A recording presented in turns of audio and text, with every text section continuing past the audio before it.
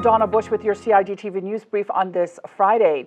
We begin with a look at the latest COVID-19 regulations. As planned, government released its latest COVID-19 regulations on Friday. This means a number of changes for the public, which relate specifically to public gatherings, processions, parades, boating, sporting activities, and ticket offenses. Now, the Cayman Islands indoor wearing of masks remains in effect, where a distance of 6 feet cannot be constantly maintained, especially since health officials have noticed a recent increase in new cases. In addition, all travelers are expected to follow the mask-wearing requirements, whether they enter the Cayman Islands by air or sea. Owners and operators of restaurants and bars must ensure all staff are wearing a mask or face covering while serving their customers. Also, all inbound flights to the Cayman Islands will still require its passengers to wear masks during the flight. Now, the regulations have also increased public gathering limits for indoor events to 750 persons, and the public gathering limit for outdoor areas has been removed altogether, as well as the requirement for a person to obtain permission from the cabinet to hold a procession or a parade. Finally, the removal of the public gathering limit for outdoor areas extends to boats and sporting events. However, boats and sporting venues must still continue to abide by their legal occupancy requirements. Now, health officials acknowledge that some countries have lifted mask-wearing requirements, but they have to consider and assess the implications for protecting the local population and healthcare system. For more information about regulations and other COVID-19 response measures here in the Cayman Islands, we encourage you to visit the official Cayman Islands government web portal gov.ky/coronavirus. The changes are currently scheduled to expire on the 30th of June this year. Well, the Lighthouse School celebrates Autism Acceptance Month in April, and on Friday morning they came to the Government Administration Building where they took photos with Deputy Governor, the Honorable Franz Manderson. The students sold masks and T-shirts to civil servants on Thursday. We spoke with the Deputy Principal and the student who designed the T-shirt. So far, our theme for this year is diving deep into autism. And this year we're focusing on really getting to grips with what it means to accept autistic population in the Cayman Islands.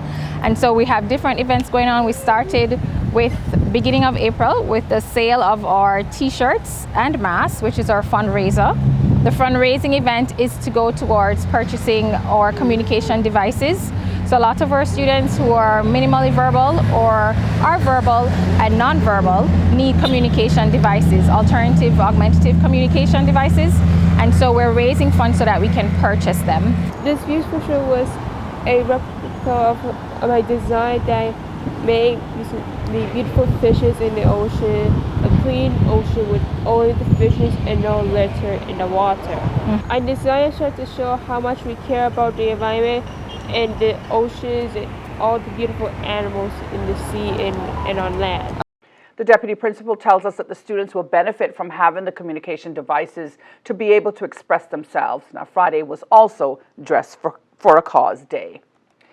Financial Services Minister, the Honorable Andre Ebanks, recently welcomed more than 500 financial services industry attendees from around the world to Guyam Ops after the conference's 3-year hiatus as a result of the pandemic. Now, Minister Ebanks delivered the opening keynote address on how technology has greatly supported the global financial services industry's ability to continue conducting business during this unprecedented pandemic. He also provided updates on several pieces of legislation and announced that the Ministry of Financial Services and Commerce will issue industry consultations soon regarding commercial enhancements to the Companies Act. Major sponsors of the conference are Deloitte Cayman Islands and Cayman Islands-based international law firm Walkers. Looking at the forecast this Friday tonight, we can expect partly cloudy skies with a 30% chance of showers. Seas will be slight to moderate with wave heights of 2 to 4 feet, while the outlook is for similar weather conditions through to Sunday afternoon. Meantime, the synopsis shows light to moderate easterly winds along with slight to moderate seas, which will continue across our area for the next 24 hours as that high-pressure system moves over the eastern United States. Again, a reminder for the latest unexpected local weather conditions, you can go online to weather.gov.ky. And that's it for today's news brief here on CIG Television. I'm Donna Bush, as always, thanking you for joining us, wishing you a safe and, of course, a wonderful weekend, and inviting you back here again on Monday. Until then, bye-bye for now.